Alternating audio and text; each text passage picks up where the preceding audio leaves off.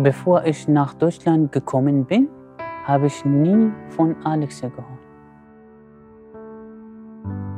Ich bin Nuri, bin 32 Jahre alt. Ich komme aus Shingal, einer kleinen Stadt in der Nähe von Mosul und direkt an der syrischen Grenze. 2014 habe ich mich überlegt, dass ich nach Deutschland komme, weil in Irak Krieg war. Ich bin in die Türkei gefahren und habe einen Schleuser getroffen. 2015 bin ich mit einer kleinen Gruppe von der Türkei nach Bulgarien geflüchtet. Auf dem Weg habe ich im Internet gelesen, dass der IS in meiner Stadt war. Von Bulgarien sind wir nach Serbien gefahren. Dort hat uns ein Fleischtransporter abgeholt. Wir waren 16 Leute und das war sehr eng. Kurz vor ungarischer Grenze, wir sind angehalten und wollten etwas essen. Das war die teuerste Pizza in meinem Leben. Jeder mit Geld musste 30 € bezahlen für ein kleines Stück Pizza. In Ungarn wurden wir von der Polizei angehalten.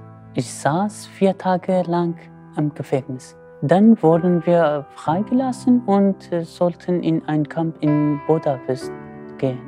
Aber ich bin mit einem Schleuser nach Passau gegangen. Danach bin ich hier nach Lehrte gekommen und wohne jetzt in einer kleinen Wohnung. Es war im November 2015.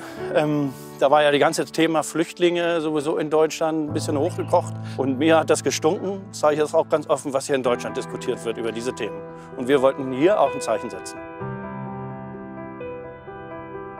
Harald, unser Trainer, hat Flüchtlinge hier, die in Lehrte untergekommen sind, eingeladen, bei uns Ballroller zu machen. Wir brauchten da Hilfe. Und da waren dann auch relativ viele da. Und Nuri war dann einer der wenigen, der das 2. Mal und vor allem auch das 3. Mal wieder da war und uns dann kontinuierlich auch beim Ballrollen geholfen hat. Selbst beim Training braucht man Hilfe, Unterstützung. Und wir wussten, dass er auch im Irak schon mal was mit Volleyball zu tun hatte. Und deswegen habe ich ihn dann auch gefragt, ob er sich vorstellen kann, zum Training zu kommen und uns da zu unterstützen.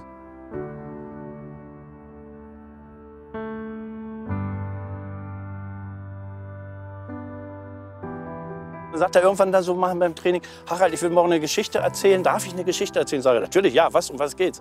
Ja, über Eisstiele. Und dann kam er in die Kabine und hatte einfach einen Eisstiel dabei. Und keiner wusste so recht, was will er damit eigentlich. Und hat dann die Geschichte erzählt, dass ein Eisstiel sehr einfach zu brechen ist, das aufs Team übertragen und dann immer mehr Eisstiele aneinander gelegt. Und dann unseren stärksten Team noch mal versuchen lassen, diese Eisstiele zu brechen. Und das ging einfach nicht mehr.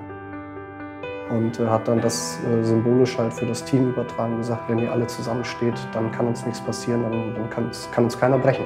Die haben an seinen Lippen gehangen und das war ein Knistern in der Kabine. Genau die Stimmung, die wir zu Hause in unserer Arena immer brauchten. Natürlich geht man da mit ganz breiter Brust raus, ist stolz auf sein Mannschaftsmitglied Nuri, der da so eine schöne Sache sich überlegt und ja, was kann einem passieren danach?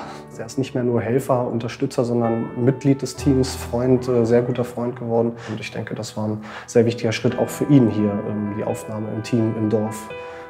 Und er sagt schon seine zweite Heimat hier. Ich bin alleine hier, aber ich fühle mich gar nicht alleine. SF Alexei ist richtig meine Familie hier.